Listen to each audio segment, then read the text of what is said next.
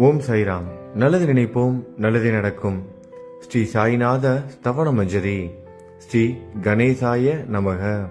எல்லாவற்றிற்கும் ஆதாரமானவனே, மயூரேச்சவரா, எல்லாவற்றிற்கும் சாட்சியாக விளங்குபவனே, கௌரியின் புதல்வனே, எண்ணங்களுக்கெல்லாம் அப்பாற்பட்டவனே, பெருத்த வயிறுடையவனே, ஸ்ரீ கணபதியே என்னை காத்தருள்வீர்.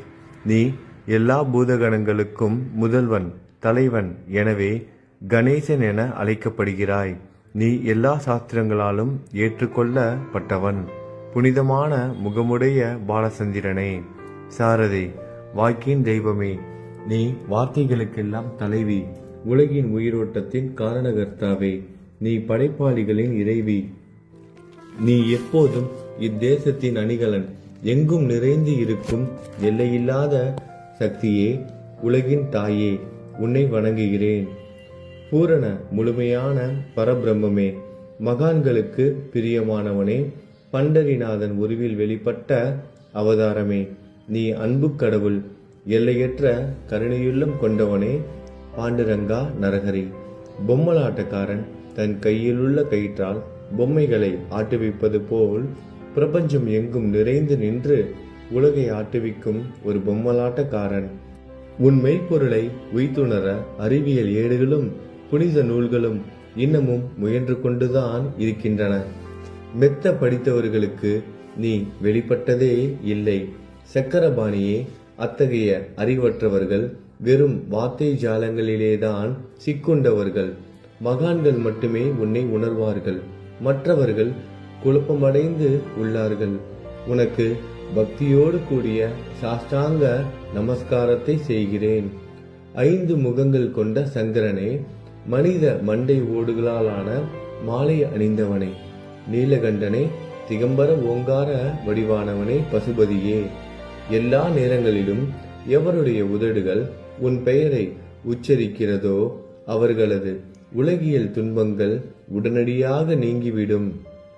ஜடாமுடியை தரித்த சிவனே, உன் நாமத்தின் சக்தி அத்தகையது. உன் பாதங்களை வணங்கி நான் சாயி புகழை கூறும் இந்த துதியை எழுதுகிறேன். இந்த அருட்பணி முழுமையடைய எனக்கு அருள்வாயாக. நீலகண்டா, ஆலகால விஷமுண்ட சிவனே.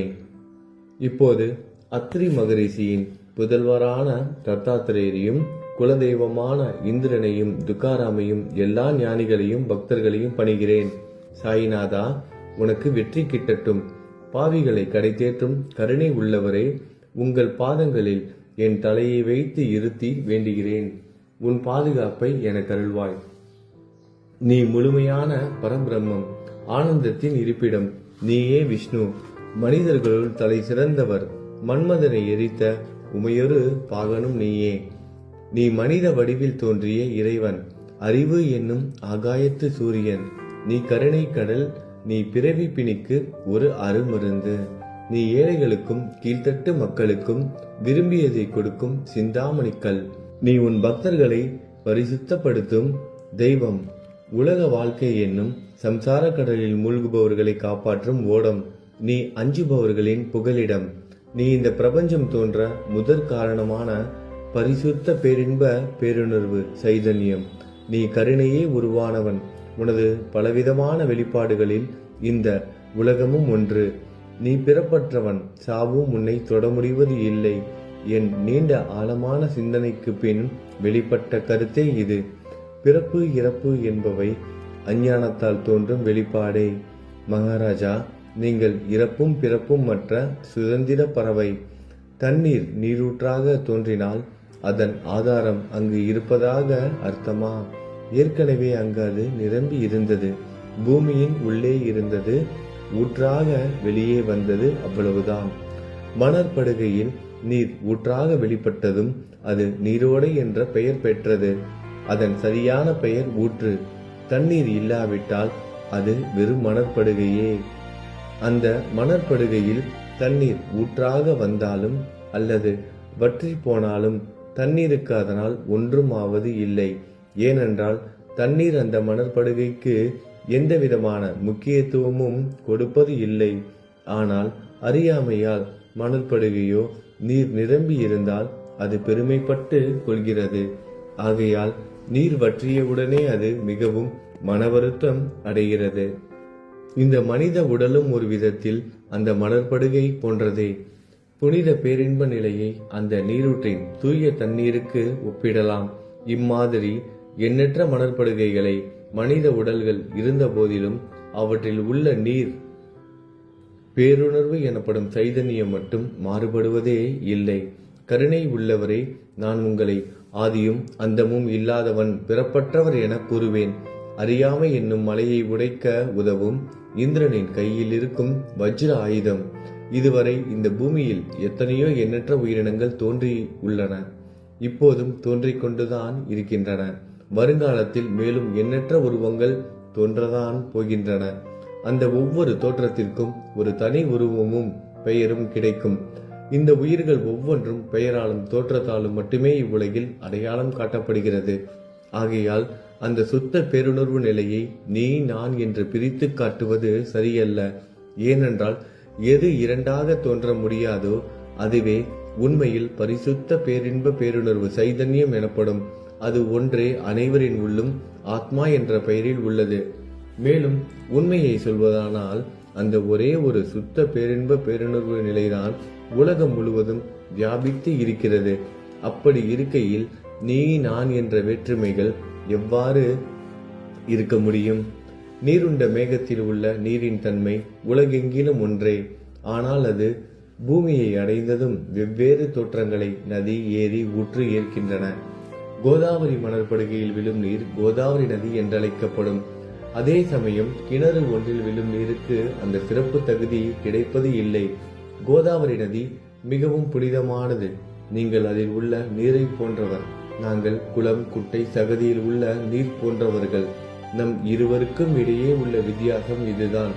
உங்கள் வாழ்வின் குறிக்கோளை அடைவதற்கு நாங்கள் உங்களிடம் வர வேண்டும். கூப்பிய கரங்களுடன் சரணடைய வேண்டும். ஏனென்றால் நீங்கள் ஒருவரை புனிதத்தின் உறைவிடம். புனிதமடைந்த கோதாவரி நதி மணற்பரப்பில் மழைநீர் பாயத் தொடங்கும் பொழுது அந்த நீர் புனித தன்மையை அடையும். அதை வெறும் தண்ணீராக மட்டும் கருதினால் அந்த தண்ணீர் தான் எல்லா இடங்களிலும் இருக்கிறது. கோதாவரி நதி தீரம் முழுவதும் புனிதமாக கருதப்பட்டது. பூமியின் அந்த மணற்பகுதி அதன் புனித தன்மையை நிர்ணயம் செய்கிறது. தான் பழகும் மக்களின் தன்மைக்கேற்ப மக்கள் குணம் மாறுபடுகிறது. புனித ஆத்மாக்களின் செருகையால் அவர்களுடன் சேருபவர்களின் ஆத்மா ஒளிவிடத் தொடங்குகிறது. இல்லாவிட்டால் அது மாசுபட்டே இருக்கும்.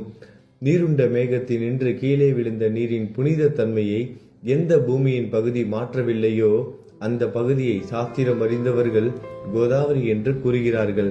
மற்ற பகுதியில் விழுந்த நீர் அந்த பகுதியில் உள்ள மண்ணின் குணத்தை ஏற்றுக்கொண்டது, புனித தன்மையை இழந்தது. மேகத்தில் இருந்த பொழுது பரிசுத்தமாக இருந்த நீர் அசுத்தமாகவும் கசப்பாகவும் உப்பாகவும் மாறிவிட்டது. 6 வித உட்பகைகளை அகற்றி காமம், கோபம், பேராசை, வெறுப்பு, அகங்காரம், பொறாமை புனித உடலெடுத்து வந்த குருதேவா தங்களை புனித மகான் என்று அழைப்பதே சாலப் பொருந்தும். ஆகவே நீங்களே புனித கோதாவரி. நீங்கள் புடம் போடப்பட்டதாலேயேதான் நான் உங்களை புனித கோதாவரியாக உருவகம் செய்கிறேன். இயங்கும் அத்தனை படைப்புகளிலும் நீங்கள் சிறப்புற முதன்மை பெறுகிறீர்கள். பிரம்மா உயிர்களை படைக்க ஆரம்பித்ததிலிருந்தே உலகம் தோன்றியது முதல் கோதாவரி நதி இருக்கிறது. நீர் நிறைந்து பாயும் அந்த நதியில் இன்று வரை தண்ணீர் வற்றியதே இல்லை. ராவணனின் எதிரியான ராமர் கோதாவரி நதியின் கரைக்கு வந்தபோது ஓடிக்கொண்டிருந்த தண்ணீர் இன்று வரை அதே இடத்தில் எப்படி இருக்க முடியும் என்று சற்றே யோசித்து பாருங்கள். கோதாவரி நதியின் மணற்படுக்கை மட்டும் அதேதான். தண்ணீர் கடலை சென்றடைந்து விட்டது. ஆனால் அந்த கோதாவரி நீர்ப்படுகையுடன் புனிதத்தன்மை மட்டும் என்றுமே மாறாமல் இன்று வரை அப்படியே உள்ளது. ஒவ்வொரு வருடமும் பழைய நீர் வெளியேறி புதிய நீர் அதற்குள் பாய்கிறது. உங்களுக்கு தெரிந்த வாழ்க்கை நீதிதான் அது. ஒரு நூற்றாண்டை ஒரு ஆண்டாக கணக்கிட்டால் அந்த நூற்றாண்டில் தோன்றிய முனிவர்கள் பாயும் நீரை போன்றவர்கள். அவர்களில் மிகப்பெரிய மகான்கள் அந்த நீரில் தோன்றும் அலைகள் போன்றவர்கள். இந்த புனித கோதாவரி நதியில் முந்தைய நூற்றாண்டுகளில் சனாதர், சனதர், சனந்தனர் போன்ற மகான்கள் வெள்ளமாக தோன்றினார்கள். பிறகு நாரதர், தும்ரு, துருவன், பிரகலாதன், மகாபலி சக்கரவர்த்தி, சபரி, அங்கதன், வாயுகுமாரனான அனுமான், விதுரர், கோபர்களும் கோபியர்களும் வெள்ளமாக தோன்றினர். இவ்வாறு இன்று வரை கடந்த நூற்றாண்டுகள் ஒவ்வொன்றிலும் ஒன்றன் பின் ஒன்றாக மகான்களாகிய வெள்ளம் தோன்றியது. அவற்றை எல்லாம் என்னால் ஞாபகப்படுத்தி கூற முடியவில்லை. சாய்நாதா, இந்த நூற்றாண்டில் 19ஆம் நூற்றாண்டு புனித கோதாவரி நதியில் சந்தேகத்திற்கு இடமில்லாமல் நீங்கள் வெள்ளமாக பாய்ந்தீர்கள். எனவே உமது தெய்வீகமான பாதங்களை வணங்குகிறேன் மகாராஜா. நான் செய்யும் தவறுகளை உங்கள் கவனத்தில் வைத்துக் கொள்ள வேண்டாம் என மன்றாடி கேட்டுக்கொள்கிறேன். நான் ஒரு எளியவன், அறியாதவன், தீய குணங்கள் கொண்ட மிகப்பெரிய பாவி. என்னை புறம் தள்ளி விடாதீர்கள், கைவிட்டு விடாதீர்கள். மட்டமான உலோகத்தையும் தங்கமாக மாற்றும் சக்தி கொண்ட ரசவாதக்கல் இரும்பினுடைய இயற்கையான தன்மைகளை பொருட்படுத்துவது இல்லை. கோதாவரி நதி தன்னுள் கலக்கும் சிறு ஓடைகளை திருப்பி அனுப்புவது இல்லை. அநேக தீய குணங்களை என்னுள் கொண்டவன் நான். உங்களது கருணை மிகுந்த பார்வையால் அவற்றை சடுதியில் அழித்து விடுங்கள். இது மட்டும்தான் உங்கள் அடிமையான தாஷ்கனுவின் வேண்டுகோள். ரசவாத கல்லின் தொடர்பு ஏற்பட்டும் இரும்பின் இயற்கை தன்மைகள் அளிக்கப்படாவிட்டால் குருதேவா, அது ரசவாத கல்லின் பெருமைக்கு இழுக்கு அல்லவா? என்னை பாவியாகவே இருக்கும்படி விட்டு விடாதீர்கள். தங்களை குறைவாக மதிப்பிட்டுக் கொள்ளாதீர்கள். நீங்கள் ரசவாத கல், நான் இரும்பு. எனக்கு ஏற்படும் இழிவுகள் தங்களுக்கு ஏற்படும் இழிவுகள் அல்லவா? ஒரு குழந்தை தவறு செய்து கொண்டேதான் இருக்கிறது. ஆனால் அதற்காக தாயார் கோபமடைவது இல்லை. இதை தாங்கள் நினைவில் வைத்துக் கொண்டு எனக்கு உங்கள் அருள் ஆசிகளை தாருங்கள். சத்குரு சாய்நாதா, நீங்கள் எனது கற்பக விருட்சம், சம்சார கடலை கடக்க உதவும் கப்பல். சந்தேகத்திற்கு இடமின்றி நீங்கள் ஒருவர் மட்டுமே என்னை கடை தேற்ற முடியும். நீங்கள் எனக்கு காமதேனுவாகிய பசு. நீங்கள் சிந்தாமணிக்கல், ஞானவானில் சூரியன் தாங்கள். நீங்கள் நற்பண்புகளின் சுரங்கம், ஸ்வர்க்கத்திற்கு ஏறி செல்ல உதவும் ஏணி நீங்கள். புனித செயல்களின் நிறைகள் நிறைய கொண்டவரை, பரிசுத்தமானவரை, சாந்தி மற்றும் பேரின்பத்தின் மொத்த உருவமே, இரண்டாக இல்லாதவரை, வேறுபாடு இல்லாதவரை, அறிவு கடவுளே, குறைகளற்ற முழுமையான அறிவாக உருவெடுத்தவரே, மனிதர்களில் உன்னதமானவரே, சாந்தி மற்றும் மன்னிப்பதின் உறைவிடமே, பக்தர்களின் அடைக்கலமே, என்னை ஆசீர்வதியுங்கள், என்னை ஆசீர்வதியுங்கள். சத்குரு மச்சீந்திரநாதர். கலியுகம் ஆரம்பித்தவுடன் மகாவிஷ்ணுவால் உலகம் உய்ய அனுப்பப்பட்ட 9 நாதர்களில் ஒருவர் நீயே. சிவன் நெற்றிக்கண்ணை திறந்தவுடன் அந்த அக்னியில் தோன்றிய மகாத்மா ஜாலந்தரும் நீயே. நீங்கள் மகாராஷ்டிராவில் தோன்றி பக்தி மார்க்கத்தை பரப்பிய ஞானிகள் நிவர்த்திநாதர், ஞானேஸ்வரர், கபீர்தாசர், ஷேக் முகமது, ஏகநாதர். நீங்கள் போதவா தத்தகுருவின் குரு நீங்களே. பண்டரிநாதரின் அடியவர் சாவதா மாலி. நீங்கள் உண்மையில் ஆஞ்சநேயரின் மறு அவதாரம் ராமதாசர். நீங்கள் மகாராஷ்டிர ஞானி பாண்டுரங்கன் மீது அபகங்கள் என்னும் கீர்த்தனை நிறைய இயற்றிய துகாராம். சாயிநாதா, நீங்கள் முஸ்லிம் ஞானி ராம பக்தர். நீங்கள் தத்தாத்திரேயரின் மறு அவதாரம் மாணிக் பிரபு.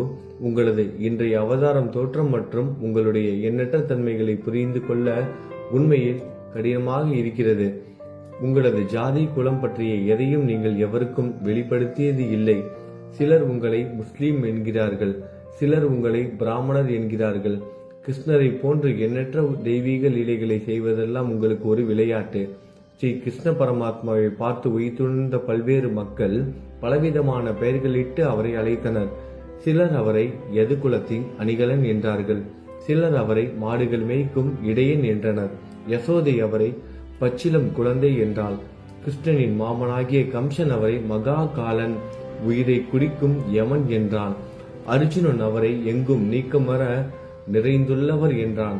அவ்வாறே குருநாதா, ஒவ்வொரு மனிதனின் மனநிலைக்கு ஏற்ப, அவரவர் எண்ணங்களுக்கு ஏற்ப உங்களுக்கு பெயர்களை சூட்டினார்கள். மசூதி நீங்கள் வாழும் இருப்பிடம். உங்கள் காதுகள் குத்தப்படவில்லை.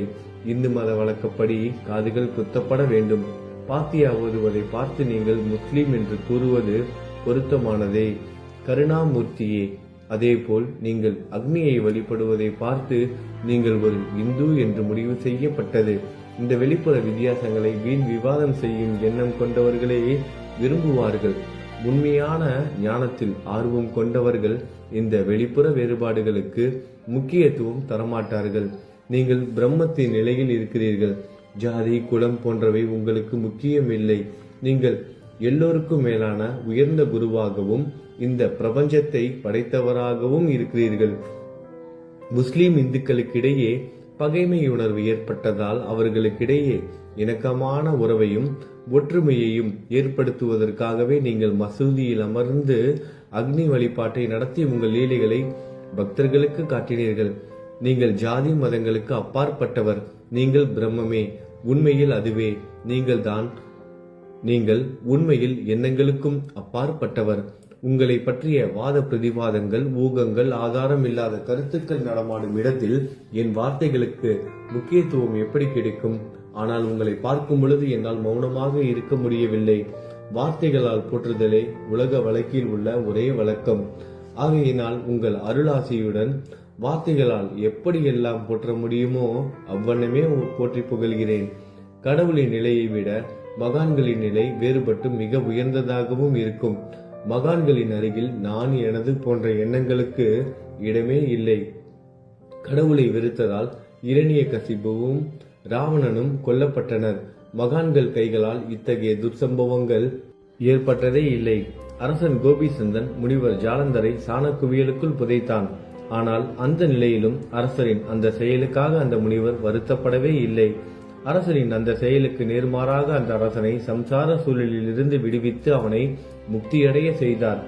மகான்களின் சக்தி இப்படிப்பட்டதே. அவற்றை விவரித்து கூற முடியாது. மகான்கள் சூரியனை போன்றவர்கள். அவர்கள் கருணை ஒளிவிட்டு பிரகாசிக்க கூடியது. மகான்கள் சந்திரனை போல் இதயத்திற்கு ஆறுதல் கொடுப்பவர்கள். சந்திரனின் மேன்மையான ஒளிக்கதிர்கள் போல் அவர்களது அருள் ஒளி வீசும். மகான்கள் இதமளிக்கும் கஸ்தூரி போன்றவர்கள். அவர்கள் அருள் அதன் நறுமணம் போன்றது. மகான்கள் சாறு நிரம்பிய கரும்பு போன்றவர்கள். அவர்களின் அருள் அந்த கரும்பு சாற்றினை போல் இனிப்பானது. நிச்சயமாக மகான்கள் நல்லவர்களிடமும் தீயவர்களிடமும் ஒரே விதமாக நடந்து கொள்கின்றனர். அதற்கும் மேலாக பாவிகளிடம் அவர்கள் காட்டும் அன்பு அளவிட முடியாதது. கோதாவரி நதியில் அழுக்கடைந்த துணிகளை சுத்தம் செய்யப்பட வேண்டி வருகின்றன. சுத்தமான துணிகள் கோதாவரி நதியை நின்று வெகு தூரத்தில் பெட்டியிலேயே தங்கிவிடுகின்றன. பெட்டியில் வைக்கப்பட்டிருந்த அந்த துணியும் ஒரே ஒரு முறை கோதாவரி மணற்படுகைக்கு நன்றாக துவைப்பதற்காக வந்ததுதான்.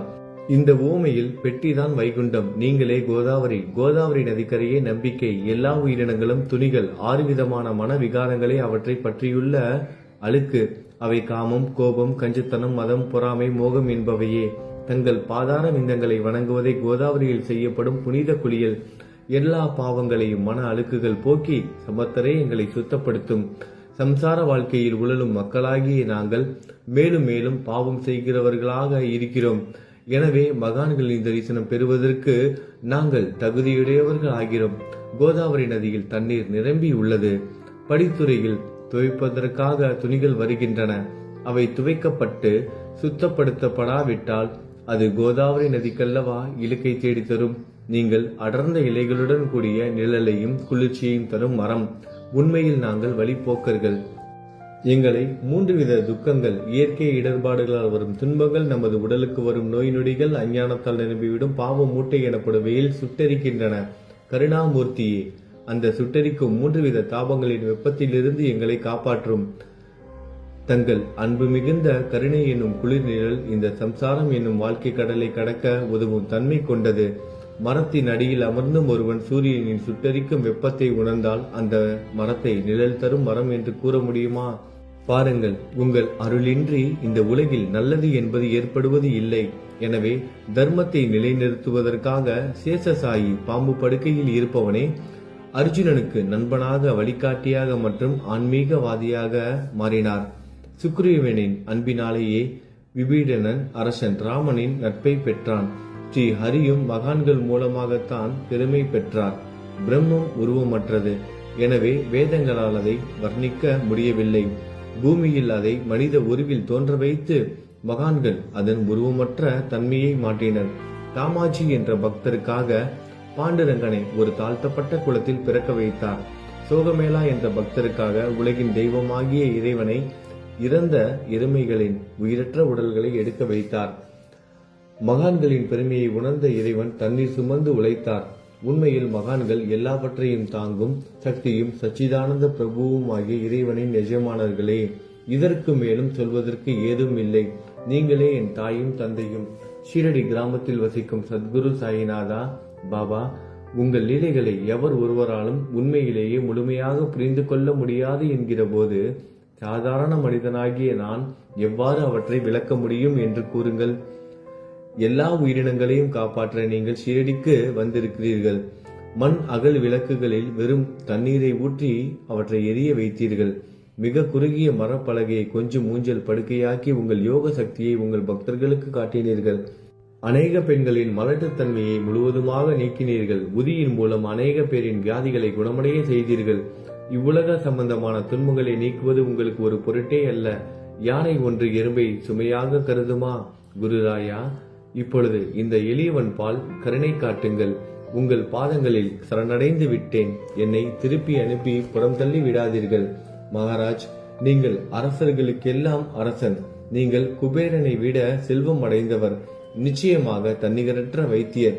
உங்களை விட மேலானவர் எவரும் இல்லை. மற்ற கடவுள்களை வணங்குவதற்கு தனித்தனியாக பூஜை பொருட்களும் வழிபாட்டு முறைகளும் உள்ளன. ஆனால் உங்களை வணங்குவதற்கு தகுதியான பொருட்களே இந்த உலகில் இல்லை. சூரியனின் ராஜ்யத்தில் தீபாவளி பண்டிகையை கொண்டாடுவது என்றால் எவ்விதமான பொருட்களை கொண்டு அதை கொண்டாடுவோம்? சமுத்திரத்தின் தாகத்தை தணிக்க பூமியில் போதுமான தண்ணீர் கிடைக்காது. நெருப்பை சூடாக்குவதற்கு எங்கிருந்து அக்னியை கொண்டு வருவது? ஸ்ரீ சமர்த்த குருராயா, பூஜை செய்ய உதவும் பொருட்கள் யாவற்றிலும் இருப்பது உன் ஆத்மாவே. ஆரம்பம் முதலே அவை உன் ஒரு பகுதியே. மேலே கூறப்பட்டவை எல்லாம் தத்துவார்த்த ரீதியில் கூறப்பட்டவையே. எனக்கு ஏற்பட்ட அடிப்படையில் கூறப்பட்டவை அல்ல. அனுபவங்கள் இன்றி கூறப்படும் வார்த்தை ஜாலங்கள் வீணே. சம்பிரதாய சடங்குகளின்படி உங்களுக்கு பூஜை செய்ய வேண்டுமென்றால் அதனை செய்வதற்கு தேவையான பூஜை சாமான்கள் என்னிடத்தில் இல்லை என் குருநாதா. கருணையுடையவரை, அடிக்கடி என் கற்பனை திறனின் அடிப்படையில் உங்களுக்கு நான் வழிபாடு செய்கிறேன். அந்த வழிபாட்டை இந்த அடிமையிடமிருந்து ஏற்றுக்கொள்ளுங்கள். இப்போது என் அன்பு கண்ணீரால் உங்கள் கால்களை கழுவுகிறேன். உண்மையான பக்தி என்னும் சந்தனத்தை அரைத்து சாந்தாக்கி உமக்கு இடுகிறேன். அழகிய வார்த்தைகளால் எழுதப்பட்ட இந்த துதி என்னும் கம்னியை உமக்கு அணிவிக்கிறேன். இந்த புகழ் மாலையை உங்கள் கழுத்தை சுற்றி அணிவிக்கிறேன். என் கெட்ட குணங்களை தூபமாக்கி உமக்கு முன் எரிய விடுகிறேன். தீய குணங்களின் கூட்டு பொருளே ஆனாலும் அது எரியும் போது அதிலிருந்து தீய வாசனை எழுவது இல்லை. சத்குருவுக்கு முன்பு இல்லாமல் வேறு எங்காவது இந்த தூபம் எரிய விடப்பட்டால் அங்கெல்லாம் அந்த தூபத்தின் நிலை கீழே கொடுத்த மாதிரி ஆகும். அதாவது சாம்பிராணியை நெருப்பில் போட்டவுடன் அது பொசுங்கி அதில் உள்ள நல்ல மனம் என்ற நற்குணம் அதை விட்டு மறைந்து போகிறது. சத்குருவே, உமக்கு முன் அதை எரிய விட்டால் இதற்கு மாறாக நிகழ்கிறது. தீய தன்மைகள், அழுக்குகள் அக்னியில் எரிந்து விடுகின்றன. உலகம் பார்த்து சந்தோஷப்படும் வகையில் அதன் நற்குணம் அதிலேயே தங்கிவிடும். மனதில் உள்ள தீய குணங்கள் யாவும் எரிந்த பிறகு மனம் மாசற்றதாகிறது. கங்கையில் உள்ள மாசுக்கள் நீங்கியவுடன் கங்கை புனிதமடைகிறது. மாயை, மோகம் என்ற தீபத்தை உமக்கு ஏற்றி காட்டுகிறேன். அதன் மூலம் என் மனம் வைராக்கியத்தை அடைய அருள் செய்வீராக. குருராயா, பரிசுத்தமான நம்பிக்கை என்ற சிம்மாசனத்தை நீங்கள் என்னுள் அமர்வதற்கு ஆசனமாக உமக்கு தருகிறேன். அதை பெற்றுக்கொண்டு எனது பக்தி என்ற நைவேத்தியத்தை ஏற்றுக்கொள்ளுங்கள். பக்தி என்ற நைவேத்தியத்தை ஏற்றுக்கொண்டு அதன் சாரத்தை எனக்கு கொடுப்பீராக. ஏனெனில் நான் உமது பால்குடி மாறாத பச்சிலம் குழந்தை. உங்கள் அருட்பாலில் எனக்கு உரிமை உண்டு. எனது மனதையே உமக்கு தட்சணையாக கொடுக்கிறேன். ஆகையால் நான் செய்யும் காரியங்கள் யாவற்றிலும் நான் செய்பவன் என்று உரிமை கொண்டாட முடியாது. ஏனென்றால் நினைக்கும் மனதை தான் உமக்கு அர்ப்பணித்து விட்டேனே. இப்பொழுது பணிவுடன் கூடிய பிரார்த்தனையோடு உங்களை சாஷ்டாங்கமாக நமஸ்காரம் செய்கிறேன். தெய்வீக சாயிநாதா, தயவு செய்து நீங்கள் அதை ஏற்றுக்கொள்ளுங்கள். 8 பிரார்த்தனைகள். சாயிநாதா, சாந்தமான மனமுடையவரே, அறிவின் சிகரமே, அன்புள்ளம் கொண்டவரே, கருணை கடலே, உண்மையின் உறைவிடமே, மாயை என்னும் இருளை அகற்றுபவரே, ஜாதி மதங்களுக்கு அப்பாற்பட்ட துறவியே, எங்களின் புரிந்து கொள்ளும் திறமைக்கும் அப்பாற்பட்டவரே, அன்பின் இருப்பிடமே, ஷீரடி நாதா, என்னை காப்பாற்றும். ஞான சூரியனே, ஞானத்தை அளிப்பவரே, எல்லாவித நல்ல செயல்களையும் செய்பவரே, பக்தர்களின் மனங்களில் ஒளிரும் பரமஹம்சரே, தங்களை சரணடைந்தவர்களை காப்பவரே, படைக்கும் தொழில் புரியும் பிரம்மாவே நீங்கள், காக்கும் கடவுள் விஷ்ணுவே நீங்கள், 3 உலகங்களையும், பூவுலகம், சொர்க்கம், நரகம், கடைசியில் லயமடைய செய்யும் ருத்திரனும் சிவனும் நீங்களே. நீங்கள் இல்லாத இடமே இந்த பூமியிலேது. எல்லாம் அறிந்த இறைவன் நீங்கள். எங்கள் அனைவரின் இதயங்களிலும் வசிப்பவரும் நீங்களே. எனது எல்லா குற்றங்களையும் மன்னிக்க வேண்டும் என வேண்டி கேட்டுக்கொள்கிறேன். அலை அலைகளாக வரும் சந்தேகங்களையும் மனமயக்கங்களையும் போக்குவீராகுக. நீங்கள் பசு, நான் புதிதாக பிறந்த இளம் கன்று. நீங்கள் சந்திரன், நான் சந்திர காந்தக்கல். தங்கள் பாதங்கள் கங்கை நதி, புண்ணியத்தை தருவதால் பணிவுடன் இந்த அடிமை உங்களுக்கு தலை வணங்குகிறேன். உங்கள் கைகளை என் தலை மீது வைத்து ஆசி கூறுங்கள். கவலைகளும் துன்பங்களும் பறந்தோடட்டும். நான் உங்கள் அடிமை. இந்த 8 துதிகளையும் கூறி நான் உங்களை சாஷ்டாங்கமாக நமஸ்கரிக்கிறேன். எனது பாவங்கள், துயரங்கள், ஏழ்மை யாவும் உடனடியாக விலகட்டும். நீங்கள் பசு, நான் கன்று குட்டி. நீங்கள் தாய், நான் உங்கள் குழந்தை. என் மீது கடுமை காட்டாதீர்கள். நீங்கள் மேற்கு தொடர்ச்சி மலைப்பகுதி மலையகிரியில் உள்ள சந்தனம், நான் முள் அடர்ந்த புதர். நீங்கள் புனிதமான கோதாவரி நீர், நானோ பெரும் பாவி. குருநாதா, உங்கள் தரிசனம் கிடைத்த பிறகும் என்னிடம் உள்ள கெட்ட குணங்கள் என்ற அழுக்கு என் மனதிலேயே தங்கி இருக்குமானால் உங்களை சந்தனம் என்று யார் கூறுவார்கள்? கஸ்தூரியின் அருகாமையில் உள்ள மண்ணும் உயர்வாக போற்றப்படுகிறது. மலரின் தொடர்பினால் தானே அதன் நாரும் தலையில் உயர்ந்த இடத்தை பிடிக்கிறது. மலரால் மனம் பெற்ற நாற்போல் மகான்களும் அப்படிப்பட்டவர்களே. அவர்களுடன் தொடர்புடைய எந்த பொருளும் மிகவும் உயர்வாக மதிக்கப்படுகிறது. சிவபெருமான் விபூதி, லங்கோடு, நந்தி ஆகியவற்றை ஏற்றுக்கொண்டதால் 8 திக்குகளிலும் அந்த பொருட்கள் புகழப்பெறுகின்றன. இடையர்களை மகிழ்விப்பதற்காக யமுனை நதிக்கரையில் உள்ள பிருந்தாவனத்தில் உலகிற்கெல்லாம் இறைவன் தகிகாலா உரியடி விளையாட்டு என்ற விளையாட்டை விளையாடினான். அதுவும் அறிவுடையோர் மத்தியில் ஏற்றுக்கொள்ளப்பட்டது. ஆகவே நான் பாவியான போதிலும் உங்கள் சேவையில் ஈடுபட்டு உள்ளேன். குருநாதரை, என் நிலைமையை பற்றி மனதில் எண்ணி பாரும். குருநாதா, லௌகீக உலகிலோ அல்லது ஆன்மீக வழியிலோ எந்த விஷயங்கள் எல்லாம் எனக்கு சந்தோஷத்தை கொடுக்கும் என என் மனம் சந்தேகம் இல்லாமல் நம்புகிறதோ அவற்றை எல்லாம் நீங்கள் எனக்கு அளித்தள்ள வேண்டும். உமது கருணையால் இந்த மாதிரி செய்துவிடும். எனது மனதை அடக்கி விடுங்கள். சமுத்திரங்கள் எல்லாம் தித்திப்பாக மாறினால் பிறகு அவை உப்பு கரிக்குமே என்ற பயம் தோன்றாதே. சமுத்திரத்தை தித்திப்பாக்கும் சக்தி உங்களுக்கு உண்டு. ஆகையால் தான் எனது இந்த வேண்டுகோள். தயவு செய்து இந்த வேண்டுகோளை நிறைவேற்றும். என்னிடம் என்னென்ன குறைகள் உண்டோ அவை அனைத்தும் உங்களுடையதே. ஆத்ம ஞானம் பெற்றவர்களில் முதலிடத்தில் உள்ள உங்களிடம் குறை என்பதை பொருந்தாதே. இப்போது இதற்கு மேலும் நான் ஏன் அதிகம் பேச வேண்டும்? நீங்கள் தான் எனது ஒரே அடைக்கலம். தாயின் இடுப்பில் உள்ள குழந்தை இயல்பாகவே பயமற்று இருக்கும். மகாராஜ், இந்த துதியை எவரவர்கள் அன்புடன் படிக்கிறார்களோ அவர்கள் ஒவ்வொருவரின் ஆசைகளை தயவு செய்து நிறைவேற்றும். இந்த துதியை படிப்பவர்களின் 3 வித தாபங்களையும், இயற்கை இடர்பாடுகளில் வரும் துன்பங்கள், நமது உடலுக்கு வரும் நோய் நொடிகள், அஞ்ஞானத்தால் நிரம்பிவிடும் பாவம் மூட்டை 1 ஆண்டிற்குள் விலகிவிடும் என்பதை இந்த துதிக்கு உங்களது ஆசையாக என்றென்றும் நிரந்தரமாக இருக்கட்டும். குளித்து முடித்துவிட்டு மனதில் முழுமையான நம்பிக்கையுடன் தொடர்ந்து இந்த துதியை பாராயணம் செய்ய வேண்டும். அப்படி முடியாவிட்டால் வாரம் வாரம் வியாழன் தோறும் சத்குருவை வணங்கி அவர் உருவை தியானம் செய்து கொண்டு இந்த துதியை பாராயணம் செய்யுங்கள். இதுவும் கூட முடியாவிட்டால் மாதம் மாதம் வரும் 2 ஏகாதசி தினங்களில் இந்த துதியை பாராயணம் செய்யுங்கள். இது ஏற்படுத்தும் விளைவுகளை பார்த்து அதிசயப்படுவீர்கள். குருமூர்த்தியான சாயிநாதர் இந்த துதியை பாராயணம் செய்பவர்களுக்கு இவ்வுலகியல் ஆசைகளை முழுமையாக உடனடியாக நிறைவேற்றுவார். இந்த துதியை திரும்ப திரும்ப பாராயணம் செய்வதால் முட்டாள்கள் கூர்மையான புத்தியை அடைவார்கள். யாராவது வாழ்நாளாவது குறைவானதாக இருப்பின் இந்த துதியை அவர்கள் படிப்பதால் 100 ஆண்டு காலம் வாழ்வார்கள். இந்த துதியை தொடர்ந்து பாராயணம் செய்து வந்தால், செல்வம் குறைவாக இருந்தால், ஏழையாக இருந்தால், செல்வத்தின் அதிபதி குபேரன் அவர்கள் வீட்டிற்கு வந்து தங்கி அவர்களுக்கு ஏவல் புரிவான்.